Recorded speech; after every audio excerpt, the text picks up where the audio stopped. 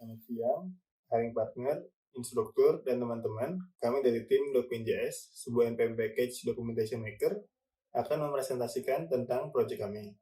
Sebelum itu, kami akan memperkenalkan diri terlebih dahulu. Saya, Andre, background saya IT, dan di proyek ini saya bekerja sebagai front-end developer.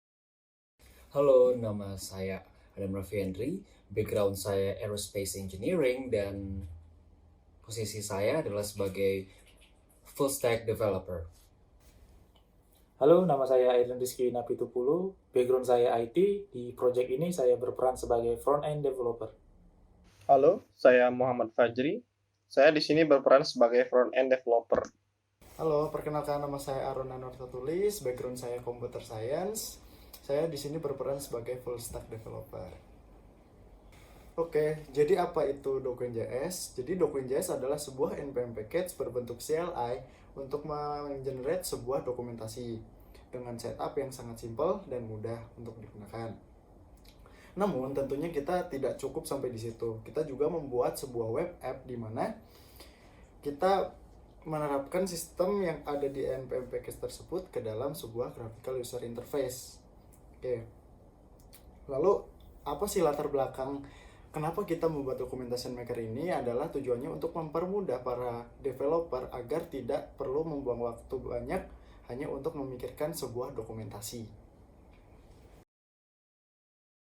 Kali ini saya akan mendemonstrasikan bagaimana Document.js CLI bekerja. Sebelumnya saya telah menginstal Document.js CLI ini di laptop saya dengan cara npmi min document.js.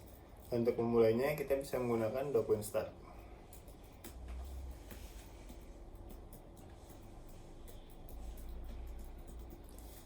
Kita harus membuat konfigurasi terlebih dahulu. Kita akan menggunakan project yang telah kita buat sebelumnya.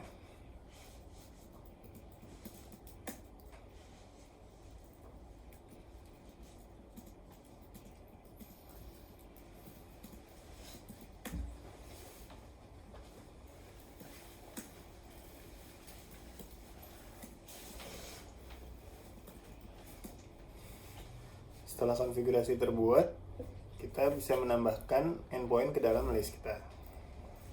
Start lagi, create endpoint list. Kita bisa masukkan metode yang kita inginkan.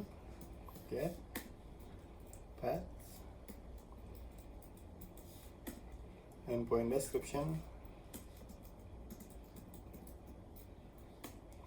Kita bisa menambahkan headers, query params, dan request body. Dan kita juga bisa menambahkan endpoint lebih dari satu. Tapi kali ini saya akan mendemonstrasikan satu endpoint saja. Endpoint telah dibuat dan saatnya kita menggunakan endpoint itu untuk mendapatkan responsnya. Run endpoint list. Kita juga bisa menambahkan description pada respons yang telah kita dapatkan. Kita mendapatkan kode 200. Saya akan menambah list excellent. Nah, saatnya kita mendapatkan MD dari respons yang telah kita buat.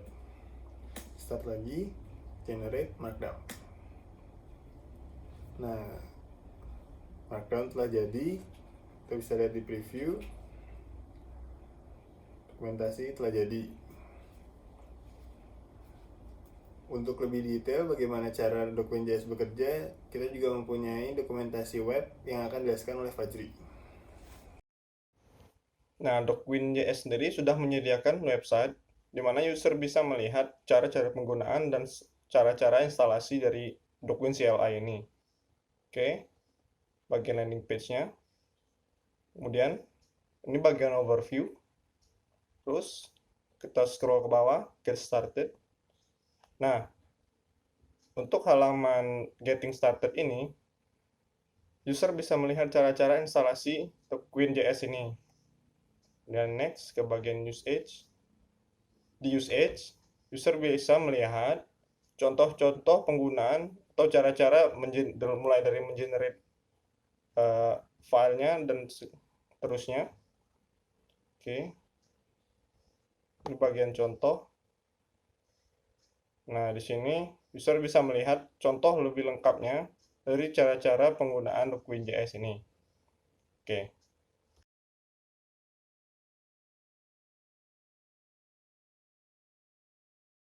Oke, jadi teknologi NPM package yang kita gunakan di sini yang pertama itu ada Enquirer, di mana dia untuk membuat tampilan command line interface. Yang kedua ada TypeScript. Yang ketiga kita menggunakan runtime JavaScript yaitu Node.js.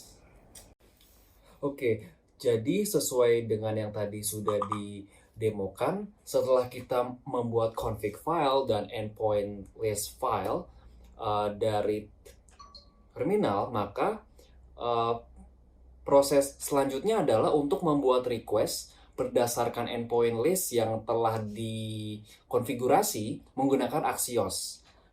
Axios itu adalah HTTP client. Lalu setelah kita mendapatkan respons, entah itu error atau sukses, akan langsung dikonversi ke Markdown menggunakan JSON to MD. Lalu setelah dikonversi ke Markdown, barulah dibuat menjadi Markdown file menggunakan file system. Oke, sekarang kita akan mengetes untuk API-nya.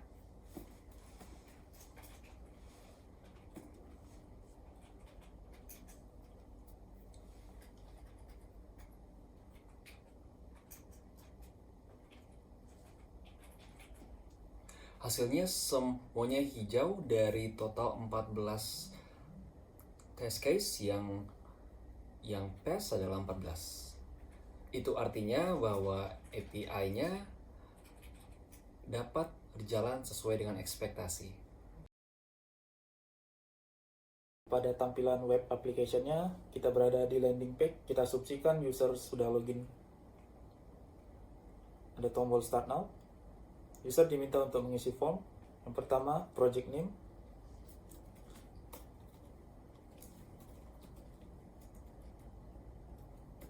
Yang kedua, project base URL. Yang ketiga, author.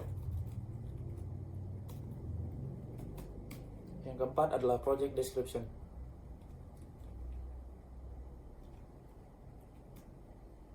Ini create project. Nah, pada halaman ini kita lihat project ini belum memiliki endpoint. Nah, untuk menggenerate MD, kita harus memiliki endpoint.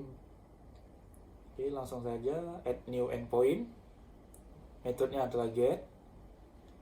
Path-nya. Description-nya adalah get all product.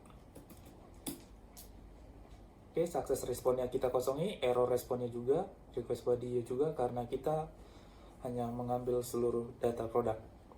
Oke, submit. Nah, kita sudah memiliki satu endpoint di sini. Dengan begini kita bisa generate markdown. Oke, langsung saja generate markdown. Kita tunggu. Nah, di sini sudah tampak.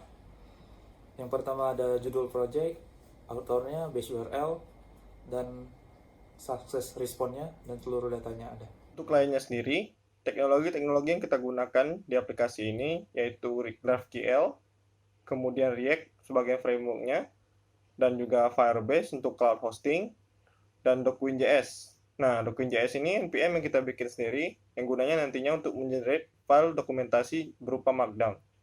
Flow-nya, klien akan mengirimkan data dengan format tertentu ke NPM DokuWin.js.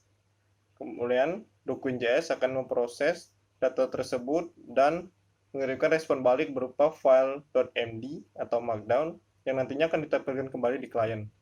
Lalu sekarang untuk DokuWin API-nya atau DokuWin servernya, kita menggunakan Node.js sebagai runtime, lalu Apollo server untuk menggunakan GraphQL, lalu juga MongoDB sebagai database-nya, dan juga Mongoose sebagai object document mapping-nya, dan Express sebagai web untuk REST API framework-nya. Oke, terima kasih. Sekian presentasi dari tim DokuWin. Bila kalian ingin mengetahui lebih jauh mengenai DokuWin, bisa mengunjungi link yang telah kami sediakan. Terima kasih.